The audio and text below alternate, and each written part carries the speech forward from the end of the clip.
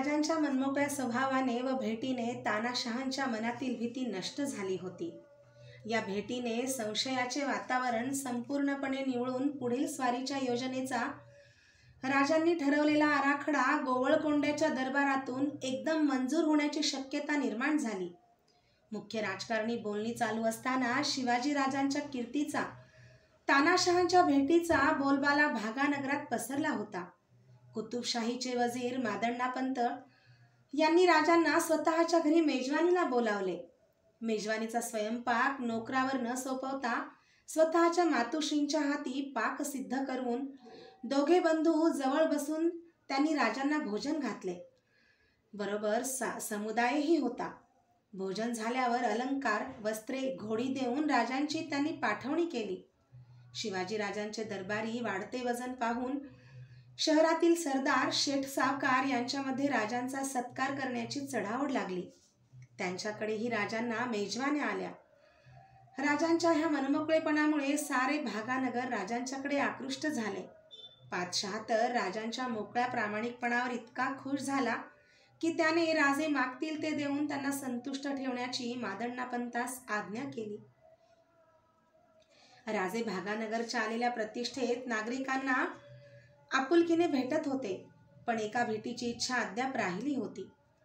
भागानगरात केशवस्वामी नावाचे एक सत्पुरुष वास्तव्य करीत होते. त्यांचे दर्शन घेण्यास राजे उत्सुक होते. एके दिवशी मादण्णांच्या पुढे राजांनी आपली इच्छा व्यक्त केली. आपल्या मनाला स्वामीजींचे दर्शन घेण्याची भारी ओढ लागली आहे. त्यांना आमची इच्छा कळवा. त्यांची आज्ञा झाली तर आम्ही त्यांच्या दर्शनाला जाऊ. केशवस्वामी मादण्णापंतांचे साक्षात गुरु. राजांची इच्छा ऐकून त्यांना भारी आनंद झाला. त्यांनी राजांची इच्छा केशवस्वामींना कळवली. केशवस्वामींनी भेटीला मान्यता दिली. निवडक लोक संगती घेऊन राजे स्वामींच्या दर्शनाला गेले. गावाबाहेर मुसा नदीच्या काठी स्वामीजींचा आश्रम होता. आश्रमाचे वातावरण मोठे प्रसन्न करणारे होते.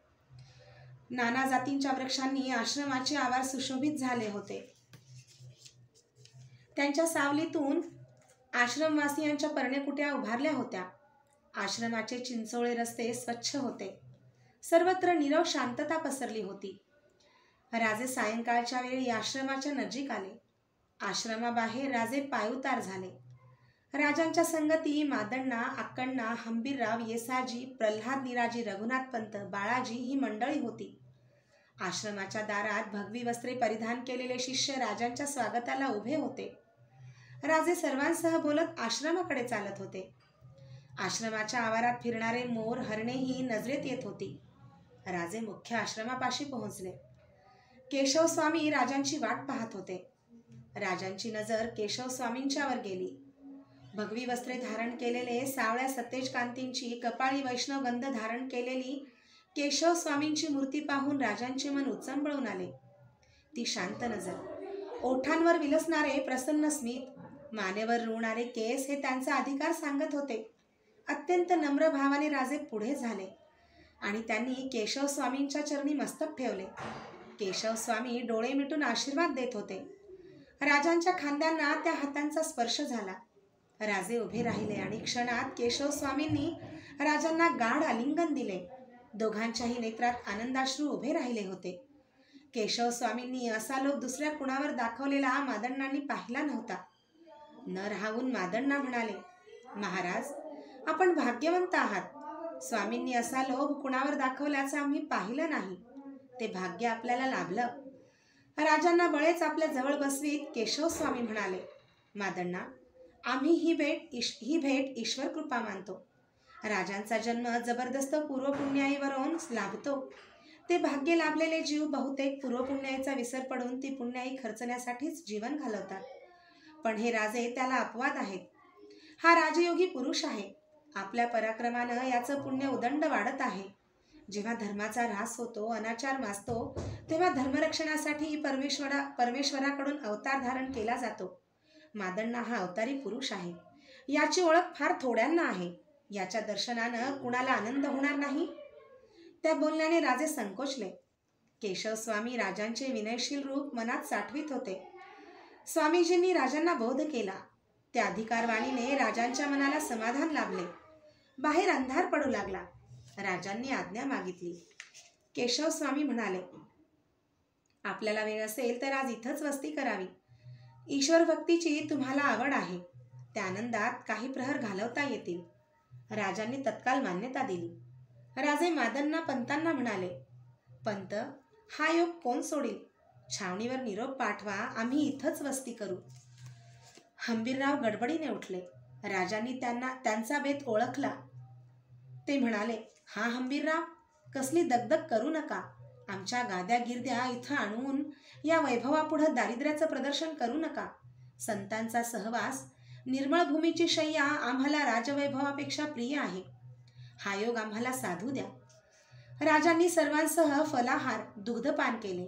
रात्री समया प्रज्वलित करण्यात आल्या. स्वामीजींच्या शिष्यांनी टाळमृदंग हाती घेतला. हाती चिपळ्या घेऊन केशव स्वामी उभे राहिले. रामनामाचा गजर उठला. चिपळ्यांच्या तालावर केशव स्वामींचा भावपूर्ण आवाज स्त्रवू लागला. लागी हो गोविंदा से पिरती, हृदय कमल में जब जब देखूं, परम सुंदर परी श्याम की मूर्ति, धन सुत संतति कछु नहीं आवत, निशी दिन सुख रूप हरि गुण गावत, आदि पुरुष हरि नंद का सुत, निरखत नयरो डरे जमदूत, आनंद घन मन मोहन श्याम, रहत केशव मोकु मिलाया राम. केशव स्वामींच्या रसाळ वाणीने राजे तृप्त झाले. साऱ्या काळजीचा विसर पडून तल्लीन होऊन राजे भक्तिरसात हरवले होते. केशव स्वामींचीही तीच अवस्था झाली होती. प्रेमभराने ते कीर्तन करीत होते. प्रहर उलटत होते. केशव स्वामी गात होते. श्रवणाचे चाडे हे धरिले, गुरुमुखे निज बीज पेरिले, निज धैर्य नांगर धरुनी, वेद खुंट काढिले खणुनी, भक्ती ज्ञान वैराग्य तिफणी, अतिशुद्ध केलेली मेदिनी, स्वानंदाचा वर्षला निज घन, परिपूर्ण पिकले चैतन्य, तेथे सत्व सोकारा राखण, कर्म पक्षी हाकितो आपण, निज बोधे पिकले शेतवो, स्वानंदाच्या घुमऱ्या येतवो, कैवल्याची राशी हे हेत हो, गुरुकृपे केशव घेत हो. पहाटेच्या सुमारास कीर्तन संपले. पण कीर्तनाचा रंग राजांच्या मनातून उतरला नाही. श्रद्धायुक्त अंतःकरणाने केशव स्वामींना विपुल धन, वस्त्रे अर्पण करून राजे तृप्त मनाने छावणीत निघून आले. भागानगरचा राजांचा मुक्काम जवळजवळ महिनाभर झाला होता. राजांच्या कर्नाटक मोहिमेला कुतुबशहांनी सर्व सहाय्य करण्याचे आश्वासन दिले होते. जिंजीपर्यंतचा सर्व मुलूक जिंकण्याच्या कामात कुतुबशहांनी स्वतःचे सैन्य व मुख्यतः परदेशी गोलंदाजांच्या खालील त्यांचा तोफखाना दारुगोळ्यासह राजांच्या बरोबर द्यावा व स्वारीचा खर्च म्हणून रोजी 3000 होन पुरवावे असा उभयतात तह झाला होता. तानाशहा स्वभावाने सुखलोलूप होता. तो रसिक पातशहा गाणे बजावणे, नाचरंग आणि इतर चैनी यात मग्न होता. त्याला लढाई मोहिमा यांची दगदग सोसवणार नव्हती. आदिलशाहीची दंडेली नेहमी कुतुबशाहीला सहन करावी लागे याची स्पष्ट कल्पना कुतुबशहांना आली होती. शिवाजीसारखा पराक्रमी राजाच कुतुबशाहीला वाचवण्यास समर्थ होता हे पातशहाने जाणले होते. त्यामुळे दक्षिणेकडील 3 पातशाहींची एकजूट मोगलांविरुद्ध करण्याचे राजांचे धोरण कुतुबशहाने मान्य केले. मादण्णांच्या मनात वेलूर व जुनी हिंदू सिंहासने याभोवती हिंदूचाच अधिकार राहावा असे होते. गोवळकोंड्याच्या नावाने तो प्रदेश राजांनी जिंकल्यास आपोआप तो हिंदूंच्या कक्षेत राहणार होता. याच कारणासाठी राजांना सर्वतोपरी सहाय्य करण्याचे कुतुबशहाने ठरवले होते.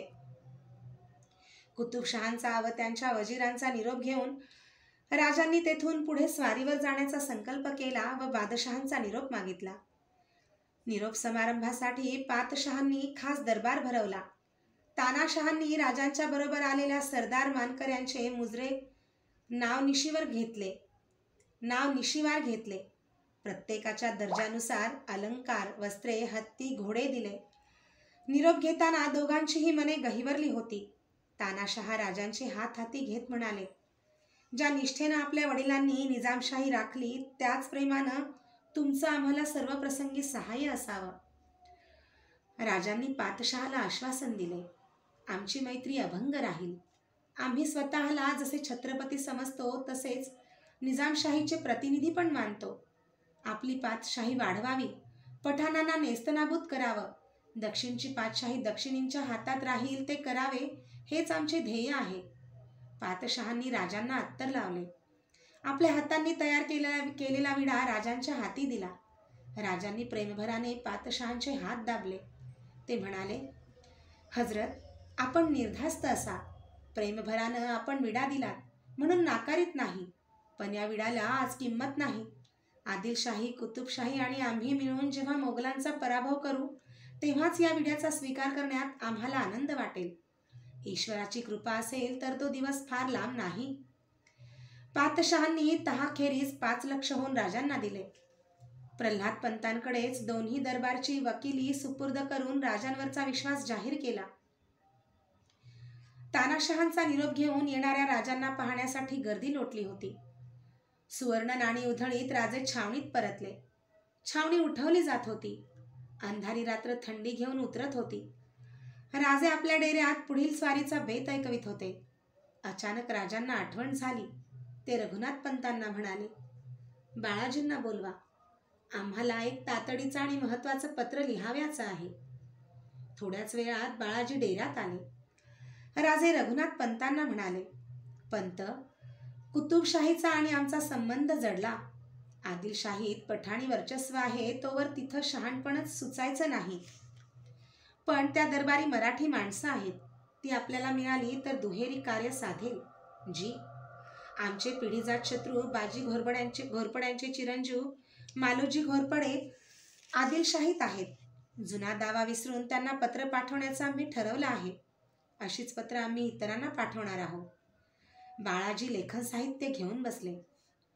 राजे विचार करीत डेऱ्यात येरझाऱ्या घालीत होते. राजे पत्र सांगू लागले.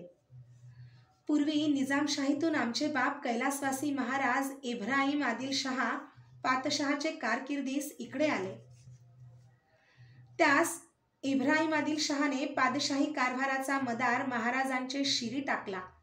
तेव्हा महाराजाने हा विचार केला की पातशाही मदार आपले हातात आला असता आधी तो आपले जातीचे लोक मराठे याला हाती धरून सरदारकी करून पोटे भरितात. ते पातशाही वजीर करावे. पादशाही कामे याचकडून करवून नामोश होय. इज्जती थोर पात्रेत ते करावे म्हणून तुमचे बाजी घोरपडे सरदारकी करून होते. ते आणून पातशहास भेटवून पादशाही वजीर केले. पादशहांनी तुमचे चालवले. ऐशा 3 पिढ्या पादशहाच्या दोन्ही पिढ्या तुमच्या झाल्या. ऐशियास महाराजाने तुमच्या बापास इतके बरे केले हे स्मरण न धरून जेव्हा काही मुस्ताफा खाने महाराजास दस्त करवले तेव्हा तुमचे बाप बाजी घोरपडे हमी होऊन महाराजास दस्त करून मुस्ताफ खानाचे हाती दिले. त्या दिवसापासून तुमच्या घराणीयाचा दावा वाढत चालला. तो कित्येक झगडियात तुम्ही आमचे लोक मारिले. आदी करून तुमचे बाप बाजी घोरपडे याला आमचे लोकी झगडियात मारिले. ऐसा दावा परस्पर चालिला होता. ऐशिया सांप्रती राजकारण वर्तमान तरी दक्षिणेचे पादशहा 3, निजामशहा, आदिलशहा, कुतुबशहा. त्यामध्ये निजामशाही पादशाही बुडाली ते समयी निजामशाही उमदे वजीर होते. त्यांनी आदिलशाही दरगाहासी रुजुवाती करून आपणास रोजगारास जागा केला. हाली आदिलशाही बेहलोल खान पठाणी घेतली. पादशहा लहान लेकरू नाव मात्र ते आपले कैदेत ठेविले आहेत आणि तख्त व छत्र व विजापूरचा कोट पठाणाने कबज केला आहे. काही गुबार होऊन मिळाला नाही. ऐशियास दक्षिणचे पादशाहीस पठाण झाला. हे गोष्ट बरी नव्हे. पठाण बळाला म्हणजे एक उपरी एक कुली दक्षिणी यांची घरे बुडवी. कोणास तगो देणार नाही. ऐशे आम्ही समजून हजरत कुतुबशहा पादशहा यांनी पहिलेपासून रुजवात राखली होती. जे काही आपले जातीचे मराठे लोक आहेत ते आपल्या कंटात घेऊन कुतुबशहासी त्यांची रुजवात करावी, दौलत देखावी. त्यांचे हाते पादशाही काम घेऊन पादशाही दराज करावी आणि तुम्हा लोकांच्या दौलताही चालेत घरे राहते ते करावे. आपल्या जातीच्या मराठी या लोकांचे बरे करावे हे आपणास उचित आहे. ऐसे मनावरी आणून तुमचा आमचा वडिलांपासूनचा दावा वाढत आला तो आम्ही मनातून टाकून निकपट होऊन तुम्ही मराठे लोक कामाचे. तुमचे बरे करावे असे मनी धरून हजरत कुतुबशहाच्या कौलाचा फरमान घेऊन पाठवला आहे. तरी तुम्ही कुलीन आमचा भरोसा मानून देखत पत्र हर एक उपाये पठाणापासून निघून मजल दरमजल भागानगरास आम्हापाशी येणे. ऐशियास तुम्ही कदाचित ऐसा विचार कराल की आदिलशाहीचे आपण दे पिढींचे वजीर आणि आता विजापुराकडून कुतुबशाहीत राजे यांचे बोले कैसे जावे. विजापूर पठाणांचे हातास गेले. आता आदिलशाही कैची. जरी पठाणांची चाकरी करून राहो म्हणाल तरी पठाण काही तुम्हास थोर दौलत देणार नाही. तुम्ही मराठे लोक आपले आहात. तुमचे गोमटे व्हावे म्हणून स्पष्टच तुम्हास लिहिले असे. ऐविसी आम्हापासून अंतर पडे तरी व मागील दावी याचा किंतु मनातून आम्ही टाकीला ऐविसी आम्हास श्री देवाची आण असे. तुम्ही निस्संदेह होऊन येणे. आम्ही सर्व प्रकारे तुमचे गोमटे कराव्यासी अंतर पडो नेदवून बहुत काय लिहिणे. दुसऱ्या दिवशी मालोजीरावांच्या पत्रावर सही शिक्का होऊन पत्र रवाना झाले. मग सर्व द्रव्य वस्तभाव बरोबर घेऊन राजे स्वारीस निघाले. बरोबर फौजेबरोबर गोवळकोंड्यांचा सेनापती मिर्झा महम्मद आमीन हा 4000 पायदळ, 1000 घोडेस्वार व तोफखाना संगती घेऊन राजांच्या फौजेत सामील झाला. उगवत्या सूर्याच्या किरण प्रकाशात राजांनी भागानगरचा निरोप घेतला. राजांची फौज कर्नाटकाकडे जात होती. राजे मजल मारीत कर्नूल नजीक आले. कर्नूलपासून 10-12 कोसांवर तुंगभद्रेचा व कृष्णेचा संगम आहे. निवृत्ती संगम या नावाने हे तीर्थ ओळखले जाते. राजांनी त्या संगमावर जाऊन स्नान केले, दानधर्म केला. राजांचे लक्ष आणखीन एका अशाच पवित्र स्थळावर लागून राहिले होते. श्रीशैलाच्या दर्शनाची ओढ त्यांच्या मनात लागली होती. श्रीशैल म्हणजे 12 ज्योतिर्लिंगापैकी एक तीर्थ. निवृत्ती संगमावर स्नान करून राजे कर्नूलला आले. कर्नूलजवळ कृष्णापार होऊन राजे फौजेसह आत्मकूरला आले. राजांचा तळ आत्मकूरला पडला.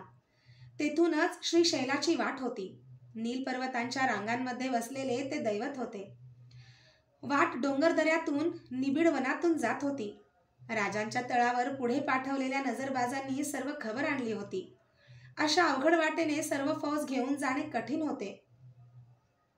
वाटेचा बंदोबस्त करण्यासाठी राजांनी नजरबाज कामकरी माणसे पुढे रवाना केली. काही फौज पुढे कर्नाटकात पाठवून बाकीची फौज आत्मकूरला ठेवण्याचा राजांनी निर्णय केला. आपल्याबरोबर निवडक माणसे व अश्वपथके घेऊन राजे श्रीशैलाच्या दर्शनाला निघाले. सत्या थंडीच्या दिवसात राजे आपल्या अश्वपथकांशी दौडत होते. चौफेर सुपीक सपाट भूमी आणि काळ्याभोर जमिनीच्या बांधाने सजलेली शेतवाडीची शिवारे दिसत होती. त्या विस्तीर्ण मुलुखावर कुठेतरी तुरळक उभी ठाकलेली बाभळीची बने, आंबा चिंचेची झाडे डोळ्यांना सुखावित होती. माळरानावर वसलेले एखादे गाव धुराचे वलय माथ्यावर घेऊन झाडीच्या कुशीत विसावलेले दिसे. कैक वेळा दौडणाऱ्या अश्वपथकाकडे कान टवकारून पाहणारे हरिणांचे कळप उभे ठाकलेले दिसत.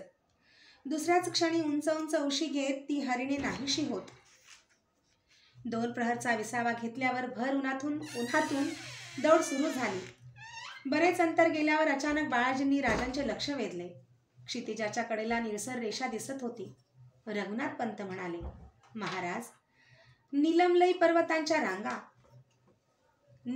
पर्वताच्या रांगा. राजांनी हात जोडले. त्यांनी परत घोड्याला टाच दिली. हळूहळू सृष्टीचेही रूप बदलू लागले. तुरळक वनश्री दाट बनू लागली. पर्वताचे रूप स्पष्ट होऊ लागले. झाडीने व्यापलेला तो आडवा पसरलेला पर्वत पाहून राजांचे मन प्रसन्न झाले. आपल्या मुलुखाची त्यांना आठवण झाली. कर्नाटकात उतरल्यापासून गेल्या कित्येक महिन्यात राजे नुसती सपाट भूमी पाहून कंटाळले होते. नीलमलई पर्वताच्या दर्शनाने राजांना आपला 12 मावळाचा मुलूक आठवला. 4 बाजूंनी आकाशाला भिडलेला सह्याद्रीच्या कुशीत निर्धास्त बनलेला रायगड आठवला. नीलमलई पर्वताला सुरुवात झाली. राजांनी सर्वांना त्या पवित्र भूमीत शिकार न करण्याची आज्ञा केली. मार्ग आक्रमावा तशी विरळ झाडी दाट बनत होती. साग, सावर, शिसवा यांचे उंच गेलेले शेंडे, मधून दिसणारी चंदनाची झाडे, नाना रंगाच्या फुलांनी बहरलेल्या जाळ्या वसंताचे आगमन सूचित करीत होत्या. नव्या पालवीने नटलेले ते रान अनेक पक्ष्यांच्या आवाजांनी भरून गेले होते. राजांच्या पथकांना टेहळीकरी भेटत होते. ते मार्ग दाखवित होते. राजे सायंकाळच्या वेळी पर्वतमाथ्यावर आले. समोरचे दृश्य अलौकिक होते. मावळत्या सूर्यकिरणात समोर नीलमलई पर्वताच्या रांगा दिसत होत्या. पठारावर मोकळ्या मोकळ्या जागेत 2-3 तंबू उभारले होते. राजांचा मुक्काम तेथे होणार होता. रात्र पडली. शेकोट्या पेटल्या. तंबूच्या भोवती अश्वपथके विसावली. जागते पहारे सुरू झाले. साऱ्या रानावर चांदणे पसरले होते. राजे आपल्या तंबूत विसावले होते. झालेल्या घोडदौडीने त्यांना खूप थकवा आला होता. वन्य श्वापदे, रात्रपक्ष्यांचे रानावर उठणारे आवाज ऐकत राजे निद्राधीन झाले. पहाटेला पक्ष्यांच्या आवाजांनी सारे रान जागे झाले. सूर्योदयाला राजांनी मार्ग आक्रमायला सुरुवात केली. वृक्षराईतून वळणे घेत गेलेल्या रस्त्यावरून राजे जात होते. दर्या घाट ओलांडून राजे कृष्णेच्या प्रवाहाजवळ आले. 2 उत्तुंग पर्वतांच्या खोल दरीतून कृष्णा वाहत होती. दरीतून वाहणारा तो निळाभोर प्रवाह, दोन्ही बाजूंना आकाशापर्यंत चढलेली गर्द वनराईने भरलेले दरड, ते दृश्य मोठे विलोभनीय होते. राजे भान हरपून ते पाहत होते. कृष्णेकडे जात असता ठाई ठाई ढासळलेले बुरुज, तट यांच्या खुणा नजरेत येत होत्या. कृष्णेच्या उतारावर राजांची माणसे वाट पाहत होती. उतारावर राजे कृष्णा पार झाले. समोरच्या डोंगर माथ्यावर श्रीशैल होते.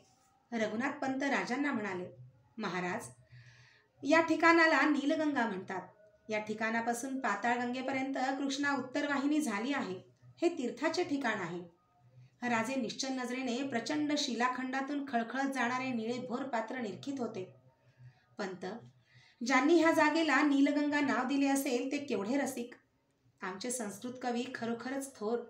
माणसांच्या देण्यापेक्षा देवाचं देणं त्यांनी खूप पाहिलं. त्यांनी नक्षत्रांची वर्णनं केली, मृगाच्या धारा सांगितल्या, एका नदीचं वाहणारं पात्र पण त्याचे बदलते रंग देखील टिपले. पंत, या जागी आपण स्नान करू, मगच देवदर्शनाला जाऊ. राजे स्नानाच्या तयारीनिशी नीलगंगेत उतरले. त्या प्रवाहात त्यांनी स्वतःला झोकून दिले. राजे मनसोक्त पोहत होते. राजांना इतके सुंदर पोहता येते हे रघुनाथ पंत प्रथमच पाहत होते. सर्वांची स्नाने झाली. पंतांनी सांगितले, महाराज, आपण सुरेख पोहता. पंत, त्यासाठीच आमचा जन्म आहे. प्रवाहाविरुद्ध पोहत राहायचं भानावर येत राजे म्हणाले. थट्टा केली पंत. आम्हाला खरंच पोहणं आवडतं. संधी मिळेल तेव्हा आम्ही बाणकोटाला पोहायला जात होतो. समुद्र स्नानासारखं सुख नाही, पण स्वतःची हौस पुरवीत बसण्याइतकी आम्हाला उसंतच मिळत नाही. राजे कपडे करून तयार झाले. सूर्य मध्यान्नाकडे चढत होता. राजांचे लक्ष समोरच्या भव्य दृश्यावर फिरत होते. राजांनी विचारले, पंत, ते काय? महाराज, ते जुन्या किल्ल्याचे अवशेष आहेत. असाच दुसरा किल्ला इथं आहे. कोणी बांधले हे किल्ले? महाराज, इथून नजीकच असलेल्या पाताळगंगेच्या वरच्या अंगाला कृष्णेच्या दोन्ही काठांमध्ये सम्राट चंद्रगुप्ताचा प्रदेश होता. त्या साम्राज्याचे अवशेष आजही दिसतात. राजे खिन्न झाले. पंत, एवढं मोठं साम्राज्य, काय झालं त्याचं? हे पडके अवशेष, हे ढासळलेले बुरुज, हेच ना त्यांचं रूप? कालाय तस्मै नमः. राजांचे सारे भाव क्षणात पालटले. एक कसली तर सूक्ष्म वेदना त्यांच्या चेहऱ्यावर तरळू लागली.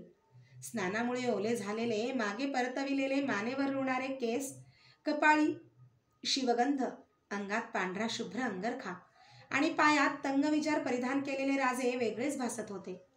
स्वतःशीच बोलल्यासारखे राजे सांगत होते, या पृथ्वीवर जे जे जड आहे ते नाशिवंत आहे. हा सृष्टीचा नियम, त्याला अपवाद नाही. पिढ्यानपिढ्यांचा अनुभव घेऊनही याचा परिणाम आपल्यावर नाही. आमचंच पाहना, केवढे अफाट परिश्रम. आकाशाला भिडलेल्या उघड्या बोडक्या पर्वतमाथ्यांवर आम्ही गडांचे जिरेटोप चढवले, तटांचे कमरबंद बांधले. स्वराज्याच्या कक्षा सुरक्षित राखण्यासाठी चौफेर हे बुलंद सुभेदार उभे केले. अनेक वर्षांची खडतर तपश्चर्या फळाला आली. हे कशासाठी? या भूमीत आपलं राज्य असावं, इथं आमचे देव, धर्म सुरक्षित राहावे, इथला प्रत्येक माणूस तृप्त व्हावा, आमच्या आया बहिणींची अब्रू सुरक्षित असावी, ही माझी भूमी आहे, इथं माझा अधिकार आहे, असं म्हणण्याचं सामर्थ्य प्रत्येकाला यावं म्हणून. राजे क्षणभर थांबले. त्यांनी श्वास घेतला. पण यासाठी केवढी प्राणहानी, केवढी उलाढाल, किती संकटांना सामोरं जावं लागलं, केवढी आक्रमणं सहन केली, करायला लावली. पंत, या स्वप्नापायी एक पिढी खर्ची पडली. कशासाठी एवढी धडपड केली? अपार कष्टांनी आज उभं केलेलं हे स्वप्न पुढची पिढी जतन करील का? त्या विचाराबरोबर राजे कावरे झाले. पंत, त्याचा भरोसा कोण देणार? जीव जन्माला यायचा झाला तर त्याचा 9 महिन्यांचा गर्भवास तरी कळतो, पण मृत्यू एका क्षणाचा कारभार, साऱ्या यातायातींची समाप्ती. आणि एवढ्या महत्वाचा जो क्षण तो केव्हा हे मात्र कोणालाच माहीत नाही. मग ही उठाठेव कशासाठी? पूर्वजांनी बांधलेले अवशेष थोडे का होते म्हणून भावी कालासाठी आम्ही त्यात भर घातली? कशासाठी हे सारं केलं? खरंच माणसाला स्वप्न नसती तर किती बरं झालं असतं. राजांची ती अवस्था, ते बोलणे ऐकून रघुनाथ पंत चकित झाले. डाव्या हातावर मस्तक ठेवून बसलेल्या राजांना पंतांनी हाक मारली. महाराज. राजांनी वर पाहिले. पंत. येसाजी वगैरे मंडळींच्या चेहऱ्यावरची भीती राजांनी जाणली. ते उठत म्हणाले, ठीक आहे पंत, चला, आता आम्हाला परमेश्वर दर्शनाची ओढ लागली आहे. महाराज, इथून आता फक्त कोस 1.25 कोसांचं अंतर आहे. चढण फार आहे. घोडी दुसऱ्या वाटेने येतील. पालखी मागवली आहे. पालखी कशाला? वाट चांगली नाही. पाताळगंगेपासून घाट आहे, पण चढण फार आहे. आम्ही चालत जाऊ. चला. राजे चालू लागले. नीलगंगेपासून पाताळगंगेपर्यंत नदीकाठानेच रस्ता होता. पाताळगंगेला देवस्थानाकडे जाणारा घाट नजरेत आला. शेकडो पायऱ्यांचा तो घाट आकाशात चढल्याचा भास होत होता. राजांनी पायऱ्या चढायला सुरुवात केली. राजे दमाने पायऱ्या चढत होते. मागे पुढे लोक चालत होते. राजे अर्धाधिक घाट चढून गेले. राजांना दम लागला. थोडी विश्रांती घेऊन राजे पुन्हा घाट चढू लागले. काही अंतर चढल्यावर पुन्हा त्यांना धाप लागली. पायऱ्या चढणे कठीण झाले. पंतांनी काळजीच्या सुरात विचारले, पालखी मागू? हाताने नको म्हणून खुणावीत राजे विश्रांतीसाठी थांबले. त्यांचा सारा चेहरा घामाने डवरला होता. काही अंतर गेल्यावर राजे रघुनाथ पंतांना म्हणाले, पंत, सार आयुष्य गड चढण्या उतरण्यात घालवलं, पण आता ती ताकद राहिली नाही. शरीर थकलं आता. क्षमा महाराज. रघुनाथ पंत म्हणाले, अजून 50शी आली नाही आणि असं का बोलावं? वयाच्या हिशेबावर शरीराचा मगदूर थोडाच टिकतो. आम्ही 8 वर्षांचे होतो. दादूजी तेव्हा आम्हाला सांगत, राजे, आता तुम्ही लहान नाही. तेव्हापासून घोड्यावर मांड आणि शिरावर जबाबदारी आली. बाल्य केव्हा उलटलं, तारुण्य केव्हा आलं, प्रौढत्वानं जीवनात केव्हा प्रवेश केला, काही कळलं नाही. एका स्वप्नासाठी धावता धावता सारं विसरून गेलं. जीवनाचा उपभोग घ्यायला सुद्धा उसंत मिळावी लागते पंत. राजांनी वरती पाहिले. आता घाटाचा थोडा टप्पा राहिला होता. पंतांनी राजांची नजर हेरली. ते म्हणाले, आता थोडं अंतर राहिलं. राजांनी पंतांच्याकडे पाहिले. ते हसले. खरं आहे पंत, आता थोडं अंतर राहिलं. देवदर्शनाला आमचं मन उतावीळ झालं आहे. नकळत राजांचा हात पंतांच्या खांद्यावर विसावला. त्या खांद्याचा आधार घेत राजे एक एक पायरीत चढत होते. घाटाचा माथा नजरेत येत होता. राजे आतुरलेल्या मनाने घाट चढून आले. पर्वतमाथ्यावरच्या डोंगर पठारावर उभे असलेले भव्य मंदिर राजांच्या डोळ्यात भरले. सायंकाळच्या तिरप्या किरणात रम्य वनश्रीने वेढलेला मंदिरांचा प्राकार मनावर ठसत होता. मंदिरांचे गोपूर भव्य व उत्तुंग होते. राजांच्या पुढे गेलेले बाळाजी, जनार्दन पंत, सोमाजी नाईक ही मंडळी सामोरी आली. मंदिरापासून थोड्या अंतरावर राजांसाठी खास डेरा उभारला होता. 4-5 तंबू आजूबाजूला विखुरले होते. मोकळ्या जागेवर पागा सजली होती. महादेव सामोरा आला. त्याने मुजरा केला. महादेव, केव्हा आलास? 2 दिवस झाले. सर्व व्यवस्था लागलेली दिसते. जी. बाळाजी, देवदर्शन आटोपूनच आपण डेऱ्याकडे जाऊ. राजे सर्वांसह देवळाकडे जात होते. देवळाच्या गोपुरावर शिल्प दिसत होते. मंदिराचा तट 1.5 पुरुष उंचीचा ताशीव दगडांचा होता. रामायण महाभारतातील प्रसंगांच्या शिल्पांनी तो तट भरून गेला होता. राजांच्या स्वागतासाठी मंदिराचे पुजारी सामोरे आले. राजांनी त्यांना अत्यंत नम्र भावाने वंदन केले. राजांनी आवारात पाऊल टाकले आणि ते तेथेच थबकले. समोरचे दृश्य मनावर दडपण आणीत होते. जवळजवळ 300 गज रुंद आणि 500 गज लांब असे त्या मंदिराचे आवार होते. 4ही बाजूंनी प्रशस्त ओवऱ्या होत्या. या ओवऱ्या उत्कृष्ट शिल्पांच्या कमानी खांबांनी नटल्या होत्या. जिकडे दृष्टी फेकावी तिकडे सुबक शिल्प नजरेत भरत होते. त्या भव्य आवारात श्रीशैली मल्लिकार्जुनाचे प्रचंड देवालय उभे ठाकले होते. मंदिरांच्या समोरच्या चौकात 1.5 पुरुष उंचीचा अखंड दगडातून कोरलेला नंदी दिसत होता. भूलोकीच्या कैलासातच आपण उतरलो आहो असा भास राजांना झाला. राजांनी मंदिरात प्रवेश केला. त्यांची नजर गाभाऱ्यावर स्थिरावली होती. गाभाऱ्यात नंदादीपाच्या शांत प्रकाशात ते दिव्य शिवलिंग उजळून निघाले होते. सुवर्ण नागाच्या 5 फणांनी लिंगावर छत्र धरले होते. अभिषेक कलशातून थेंबाथेंबाने शिवलिंगावर पाणी पडत होते. त्या सुबक पिंडीवरील शिवगंधाने त्याच्या सौंदर्यात गांभीर्य ओतले होते. त्या दर्शनाने राजांचे मन उचंबळून आले. त्यांनी देवापुढे साष्टांग दंडवत घातला. राजे उठून उभे राहिले. तेव्हा त्यांच्या डोळ्यातून अश्रू वाहत होते. आजूबाजूचे लोक पाहत आहेत याचेही त्यांना भान राहिले नव्हते. देवदर्शन करून राजे मंदिराच्या बाहेर आले. पुजारी सांगत होते, हे स्थान पुरातन कालापासून प्रसिद्ध आहे. शैलदानं तपश्चर्या करून श्री शंकरांना प्रसन्न करून घेतलं. त्याच्या वरानं शैलदाला 3 मुलं झाली. ती 3ही मुलं शिवभक्त होती. ज्येष्ठ पुत्र नंदीनं आपल्या तपश्चर्याने शंकराला प्रसन्न करून घेतलं आणि तो शिवाचं वाहन नंदिकेश्वर बनला. दुसरा पर्वत, त्यानं देवांना प्रसन्न करून घेऊन देवांनी आपल्या मस्तकी वास्तव्य करावं अशी इच्छा व्यक्त केली. पर्वत बनला आणि दिल्या वचनाप्रमाणे शंकरांनी तिथं वास्तव्य केलं. मंदिराच्या मागे असलेल्या दुसऱ्या देवालयापाशी राजे आले. राजे कुलस्वामींचे दर्शन घेऊन तृप्त झाले होते. आता दर्शन घडणार होते भवानी मातेचे. तिचे नाव होते भ्रमरांबा. पुजारी सांगत होता, महाराज, या देवालयाचा जीर्णोद्धार विजयनगरचे सम्राट कृष्णदेवराय यांनी केला. या देवीला भ्रमरांबा म्हणतात. त्यालाही तसंच कारण आहे. महिषासुराचा वध करीत असता देवीच्या गळ्यात कमळांचा हार होता. त्या सुगंधानं मोहित झालेले भ्रमर त्या हाराभोवती गुंजारव करीत होते. त्यामुळे देवीच्या रूपाला भ्रामरी हे नाव पडलं. राजांनी अत्यंत श्रद्धायुक्त अंतःकरणाने देवीचे दर्शन घेतले. राजे मंदिराच्या बाहेर आले. सूर्य मावळला होता. चांदण्याच्या उजेडात मंदिर उजळत होते. मंदिरातून फिरत राजे ओवऱ्यांच्या जवळ आले. धीर करून रघुनाथ पंत राजांना म्हणाले, आता डेऱ्याकडे चलावं, रात्र झाली. नको पंत, आम्हाला इथं राहावंसं वाटतं. आयुष्यभर ज्या स्थळाचा आम्ही शोध करीत होतो ते स्थळ सापडल्यासारखं वाटतं. आम्ही इथं ओवरीवरच राहू. पण महाराज, 2 दिवसांनी चैत्री पौर्णिमा आली. इथं यात्रा भरते, गर्दी होईल. मग त्यात काय बिघडलं? देवीच्या दारी येणारे सारेच भक्त. ही काय कुतुबशहांची भेट आहे की इथं मानपान लक्षात घ्यावा? आमची व्यवस्था इथंच करा. इथून आता नजर हलवावी असं वाटत नाही. साऱ्यांचा नाईलाज झाला. धावपळ सुरू झाली. ओवऱ्या झाडून स्वच्छ करून राजांची बिछायत अंथरण्यात आली. सारी गडबड चालू असताना राजे मात्र एका खांबाला टेकून डोळे मिटून बसले होते. येसाजी, बाळाजी, मानाजी राजांचा फलाहार घेऊन आले. रघुनाथ पंत म्हणाले, महाराज, दूध फळं आणली आहेत म्हणत राजांनी डोळे उघडले.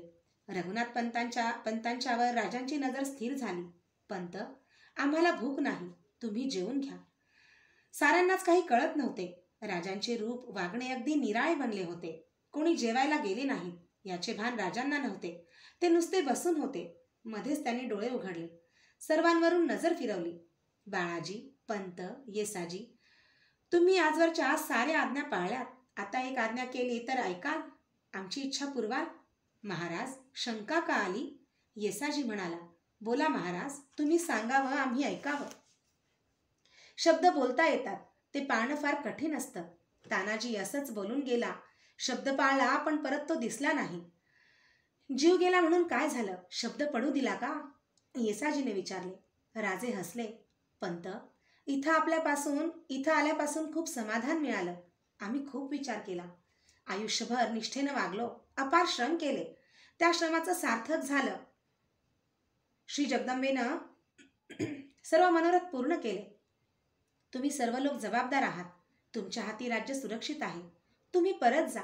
संभाजी, राजाराम, यापैकी तुमच्या मनात येईल त्याला गादीवर बसवा. राज्याची धुरा सांभाळा. साऱ्यांची मने त्या बोलांनी चरकून गेली. येसाजी उद्गारला, महाराज. देवाच्या मंदिराकडे बोट दाखवीत राजा म्हणाले, महाराज, तो आम्ही कुठले? आता आमचे राजेपण संपले. आता उरलेलं आयुष्य आम्ही इथंच घालवणार. ईश्वरचरणी उरलेलं आयुष्य घालवावं असं वाटतं. ही इच्छा आता तुम्ही पुरवा. साऱ्यांचे डोळे भरून आले. येसाजींनी राजांचे पाय धरले. रघुनाथ पंत आपले अश्रू टिपीत बोलले, महाराज, तुम्हाला सोडून आम्ही कुठं जायचं? हाच निर्णय महाराजांनी करायचा ठरवला असेल तर आम्हीही इथं राहतो. आपल्याबरोबर आमच्याही जीवनाचं सार्थक होऊन जाईल. येसाजीला उठवीत राजे म्हणाले, येसाजी, पाहिलंस, बोलणं किती सोपं असतं ते. मोहाचं रूप असंच असतं, नाहीतर लाकूड पोखरणारा भुंगा कमळात कशाला अडकून पडला असता. ठीक आहे, झोपा तुम्ही, आम्हीही झोपतो. राजे झोपलेले पाहून साऱ्यांना जरा बरे वाटले. राजांच्या पासून थोड्या अंतरावर येसाजी, मानाजी, रघुनाथपंत, बाळाजी ही मंडळी झोपली. ओवरीखाली महादेव हाती तळपती तलवार घेऊन उभा होता. मंदिराच्या आवारात चांदणे उजळून निघाले होते. रात्र चढत होती. राजांनी हाक मारली, महादेव जी, पहारा करतोस जी. महादेव झोप जा. श्रीशैल मल्लिकार्जुनासारखा पाठीराखा सामोरा असता पहारा कसला करतोस बाबा. इथं येऊन तरी त्याचा अपमान करू नको. जा, झोप जा. महादेव बाजूला झाला. नीरव शांतता त्या मंदिराच्या आवारात नांदत होती. मध्यरात्रीचा सुमार जवळ आला होता. झोपलेले राजे उठून बसले. त्यांनी आजूबाजूला पाहिले. सर्वत्र शांतता होती. कोणीही जागे नव्हते. राजे शांतपणे उठले. त्यांनी उषाची तलवार उचलली. निद्राधीन झालेले रघुनाथपंत, बाळाजी, येसाजी मोरे यांवर नजर टाकून राजा अलगद पोळीवरून उतरले. पिठूर चांदण्या देवाचे आवार न्हाऊन निघत होते. राजे मंदिराकडे चालत होते. ओवरीच्या खांबाआड उभा असलेला महादेव विस्फारित नेत्रांनी राजांच्याकडे पाहत होता.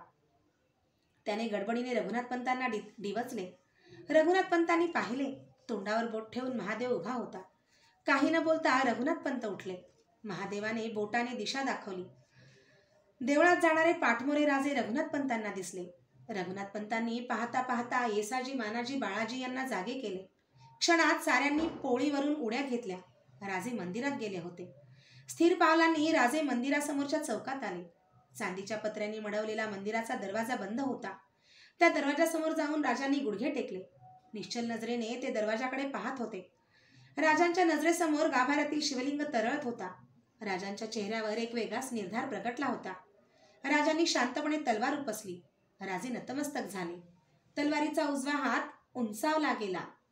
ते तळपते पाते राजांच्या मानेवर उतरणार तोच राजांचे मनगट पकडले गेले.